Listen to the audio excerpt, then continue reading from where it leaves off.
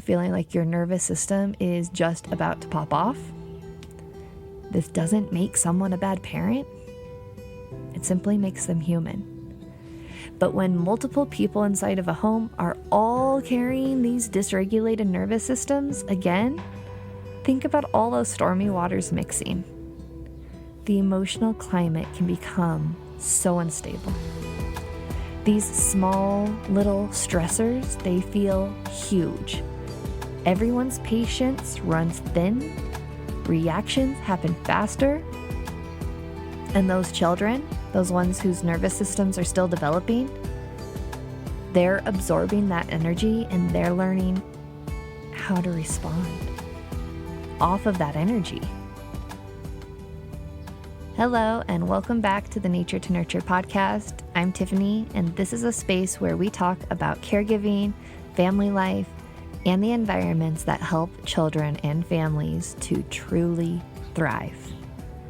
One of the things that I believe deeply is that children grow best when the adults around them feel supported, when they are regulated, and when they are connected, not just to their children, but to their community, to their rhythm, and to the environments that really do help families to feel grounded. Today, we're going to be talking about something that quietly shapes family life every day. It shapes everyone's day. The emotional climate of a home. You know how sometimes you can walk into a house and you can almost feel the energy inside immediately.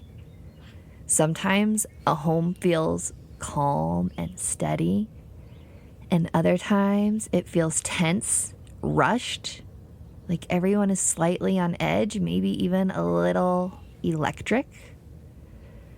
Nothing dramatic may have happened to cause that, but the atmosphere in the space just feels different. Maybe you felt that outside of the home too. In a classroom, in a workspace, in a cafe. Over the years, both in my own home and in the work that I do with families, I've started to really pay attention to this emotional climate more and more. Because what I understand is that the emotional climate of a home, it's not just created by children's behavior. It's shaped by something so much deeper. It's shaped by the nervous systems of the adults that are caring for the kids that are in that household. And it's not because parents control everything, but it's because a children's nervous system is constantly responding to the emotional environment that they are surrounded by. And once you start paying attention to this, so many of those little everyday parenting moments start to make more sense. It starts to click on why tension is spreading through the house and why one person's internal stress can ripple outward. It explains why some of the days feel peaceful and other days feel like chaos. And today, what I want to explore is why this happens and how families can begin gently shifting their emotional atmosphere inside of their own homes. One of the most important things that we know about child development is that children do not learn emotional regulation alone. They learn it through connection. I've talked about this before.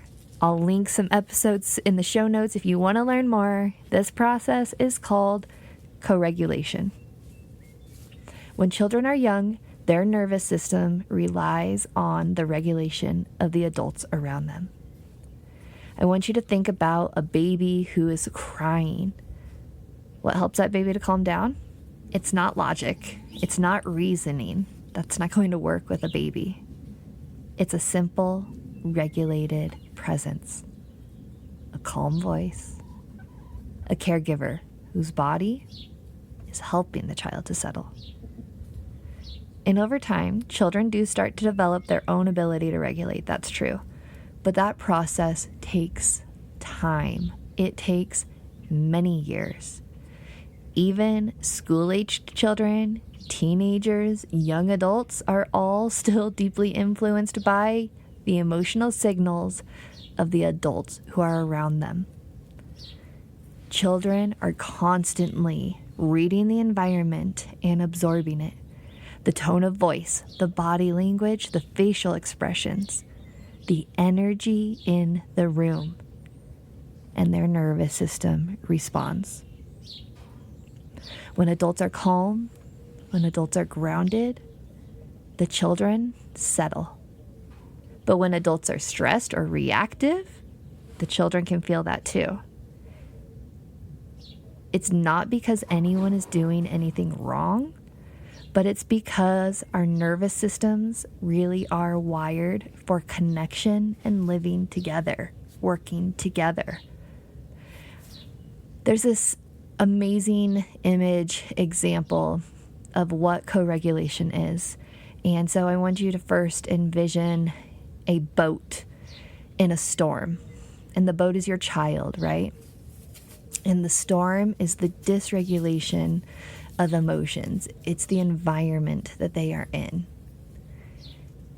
And when they go into your calm waters, that can also calm the storm they are in. But if they mix with your stormy waters, that can make everything harder as well.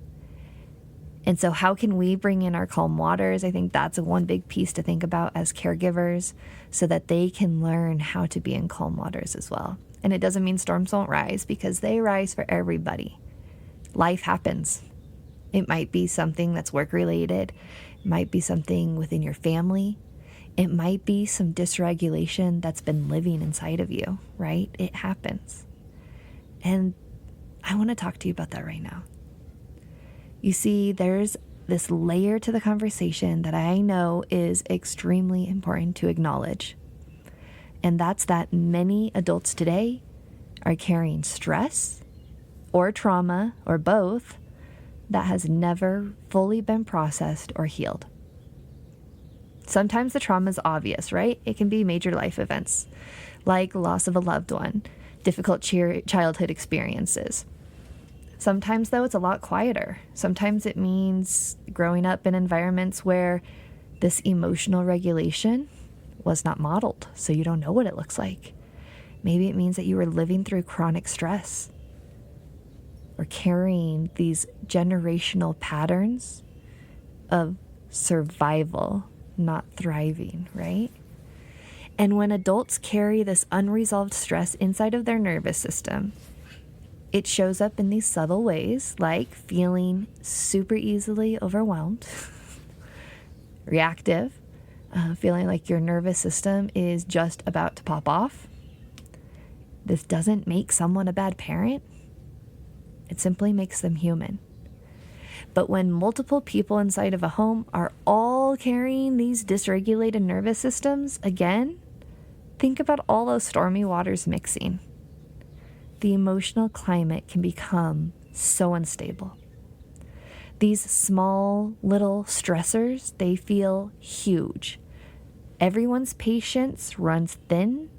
Reactions happen faster. And those children, those ones whose nervous systems are still developing, they're absorbing that energy and they're learning how to respond off of that energy. In many ways, what we're seeing happening across families and communities is something much larger. It's a collective dysregulation, right? Stop and think about that for a second. Think about what's been going on over the past few months and how you've been feeling. As a community, as a whole, people are tired. We are overstimulated. I know I am. I have been putting up boundaries because it is coming in to me from left and right, dysregulating me even when I'm trying not to. I'm carrying the stress, and maybe you are too, from this years of pressure, of uncertainty, COVID, hello, and now we're here, and this constant information overload that we've been receiving. So when parents are struggling with regulation, I think it's really important that we approach that with compassion, because it's not easy. And it's like the world is trying to put you through the ringer, right? Put you through the hurricane. One thing that I think we often forget is that many adults in our world, they weren't taught how to regulate their nervous system to begin with. And now we're in this place with this overload, right? And then let's add another piece of this to the puzzle. Let's talk about the environment we live in. You know, how stimulating this modern 2026 life is, where our kids have school, they have activities, they have screens that are consistent, noise, friends, they are constantly transitioning. Classes are short, lunch is even shorter. And adults, we're experiencing the same thing. We now have this opportunity, I know a lot of us, to work remotely or more in community, not just in an office, which means more transitions as well, right? More availability. We have our phones consistently on. We've got these notifications going off, emails, schedules, so many apps. The information is coming at us all day long. Our nervous system evolved in these environments that were actually slower, right? Where nature provided rhythm. It was your alarm clock for when to get up and go to sleep. For these periods of activity, followed by these periods of rest, whether in the day or in the month or in the year. But many families today, they move from one exciting, stimulating, sometimes overwhelming ask to the next without giving themselves much time to settle. And when our nervous systems are staying activated for these long periods of time, emotional regulation, it becomes so much harder because we're not in the rhythm of it. We're not in the habit of it, right? And that's why families are experiencing days where everyone is seeming reactive at the same time and you can't get out of it. The nervous systems in the house are overloaded. Simple as that. The hopeful part of this conversation, though, is that the emotional climate of a home can shift. It can change. And it's not through perfect parenting, but it's through awareness. It's one person in the system, in a home, starting to regulate themselves more intentionally. That one step can influence the entire environment. Our children, they don't need perfectly calm parents and caregivers. They need adults who are aware of their own nervous systems and are willing to pause.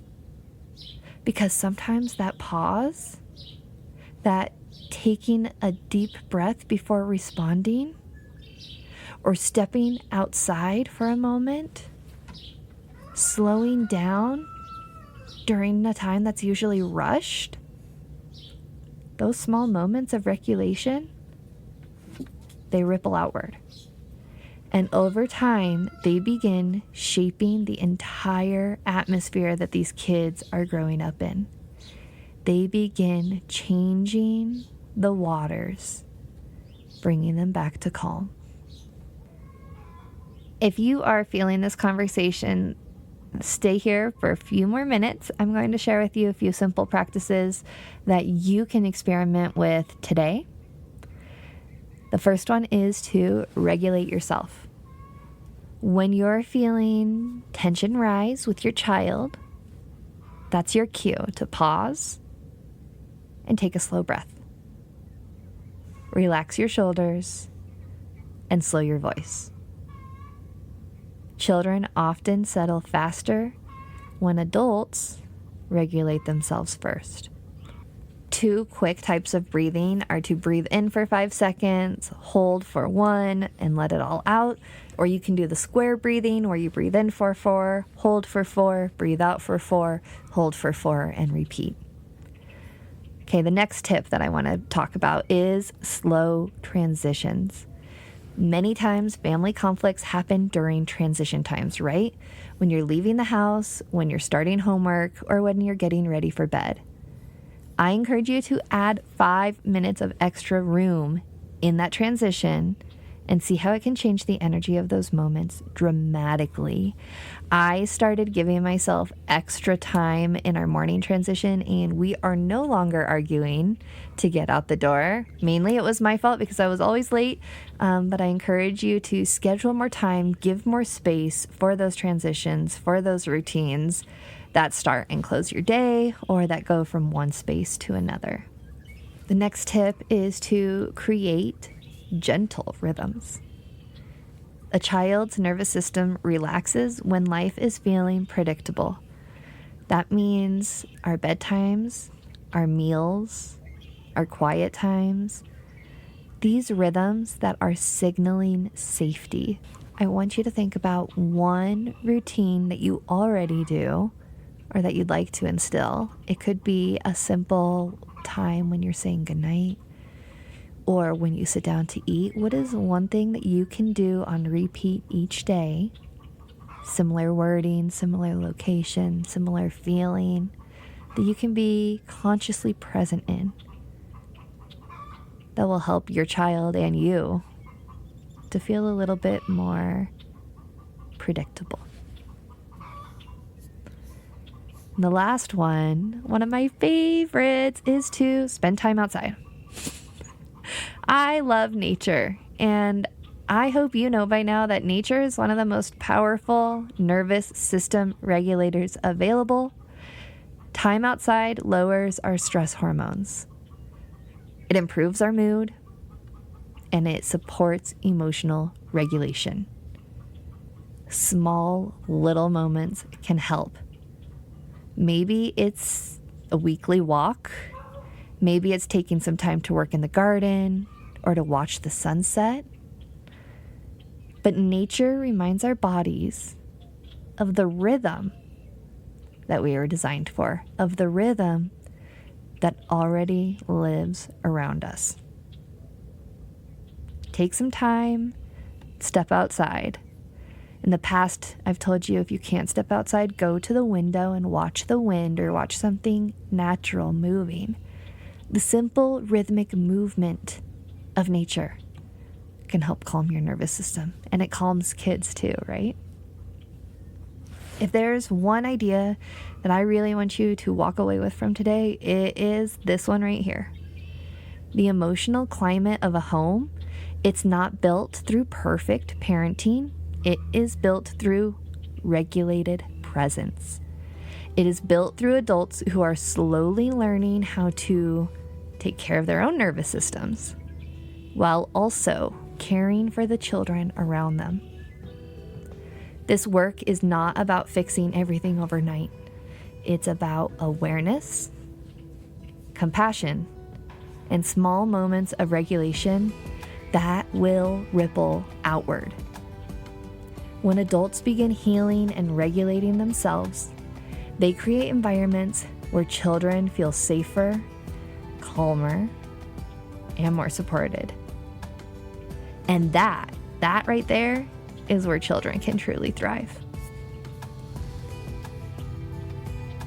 If this conversation impacted you in any way, I would love it if you could please follow the podcast so you don't miss upcoming episodes, and leave a review. Or if you're over on Spotify, you can actually leave me comments down below in Spotify. I'd love to read those from you, see what you're thinking about this episode, see what's coming up. And over the next few weeks, I'm going to be continuing this conversation about caregiving, family rhythms, and the invisible work that supports children and families. I've also created a fun little companion resource called the Calm Home Reset Guide. It includes a few reflections and some simple practices that families can use today to begin shifting that emotional climate inside of their homes. So you can download that guide and you can join the Nature to Nurture newsletter by using the links that are down in the show notes. And finally, I just want to thank you for being here. Thank you for the important work that you are doing, caring for children. And remember, your calm waters can meet theirs and bring calm to their ocean as well.